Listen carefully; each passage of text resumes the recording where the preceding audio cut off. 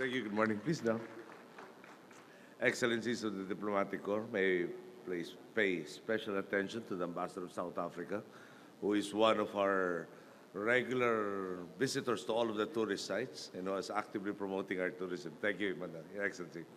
Secretary Mon Jimenez, Senator Sani Angara, Mrs. Angara, Mayor Tony Calixto, Mr. John Paul Cabalsa, Mr. Marciano Ragasa III, officers and members of the Philippine Travel Agencies Association, exhibitors and tourism partners, fellow workers in government, honored guests, ladies and gentlemen, mga minamahal ko pong kababayan, magandang umaga po sa inyo lahat.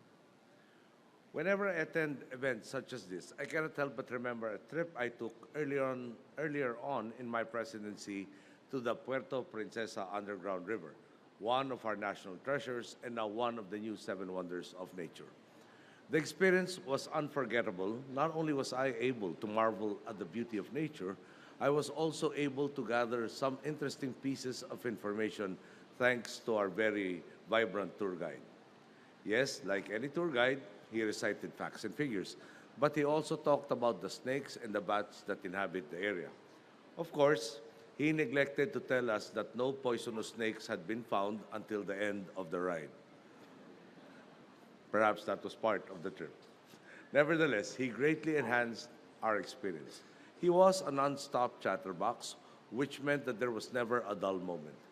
The attitude and the passion of our tour guide perhaps best illustrate the large role our local communities must fulfill in growing our tourism destinations.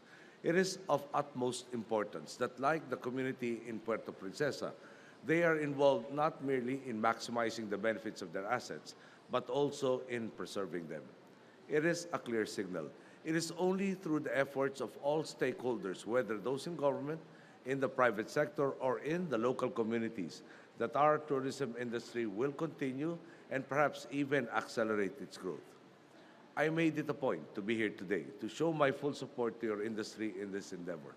Tourism, after all, is a low-lying fruit for our country, and from the beginning, our administration knew that if we can harness the beauty and the hospitality that our country is known for, then without doubt, it would be another massive step taken in growing our economy in an inclusive manner. Now, with the help of those present here, those working in the Department of Tourism, and the local communities, we are unleashing the potential of Philippine tourism, showing the world that truly it is more fun in the Philippines. Year after year, we remain on track for our targets, sometimes even exceeding them. For instance, we surpassed our initial target of 35.5 million domestic travelers 5 years ahead of schedule, with 37.5 million travelers in 2011 alone. This prompted us to pursue an even more ambitious target. Now, Secretary Mon Jimenez has the fun task of meeting, or better yet, surpassing our new 2016 target of just 56.1 million domestic travelers.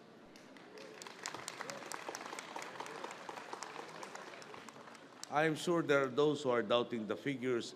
Perhaps we can ask them if they can talk to people who are in Baguio, either for the Chinese New Year or during the Christmas holidays, if indeed our domestic tourism is really on such a high.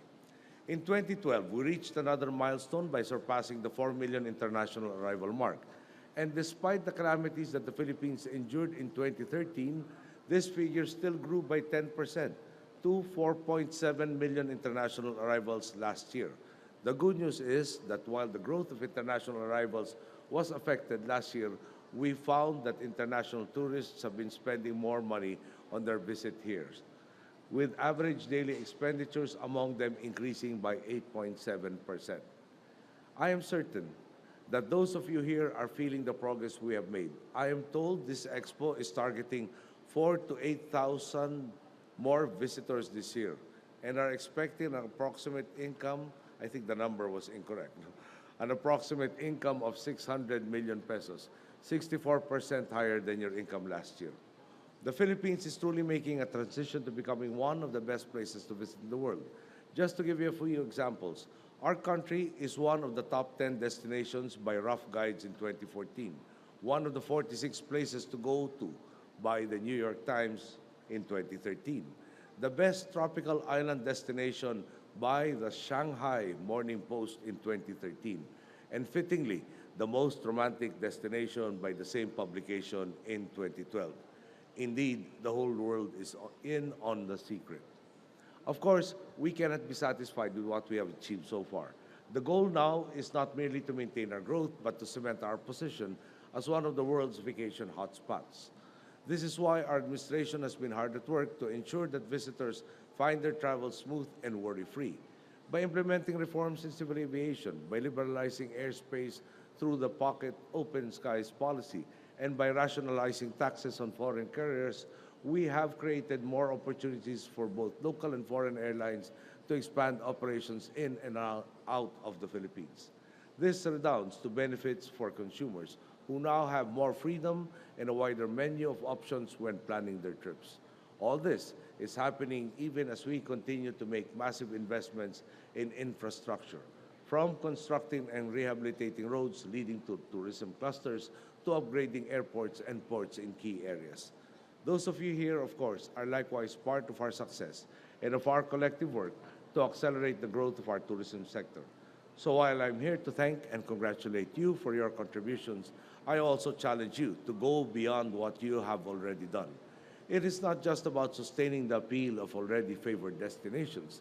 It is also about discovering and marketing hidden destinations.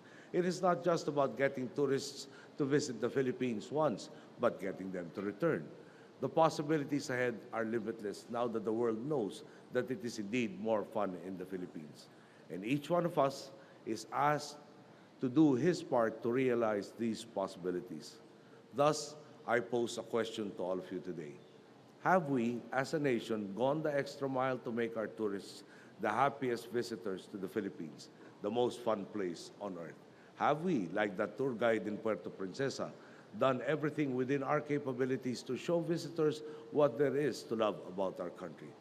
It is my hope that you keep these in mind as you welcome the attendees to this expo. Though I am aware that the success of any business balances profit with customer satisfaction, I hope that you remember our collective goal goes beyond making sales and booking trips. What we want is for both domestic and international tourists to become advocates of the Philippines, visitors who will return again and again to explore every corner, every peak, every shoreline of our archipelago, and encourage their friends and families to do the same. To achieve this, we need all of you to become advocates of our country first, to go above and beyond your normal responsibilities, to do everything you can towards the resounding success of each and every trip, even as we in government to continues to do our part. This is the true measure of a successful tourism program, a program where all avenues for growth are explored, where opportunities are ever expanding, and where each and every Filipino does their best to make sure that it stays more fun in the Philippines. Thank you. Good day.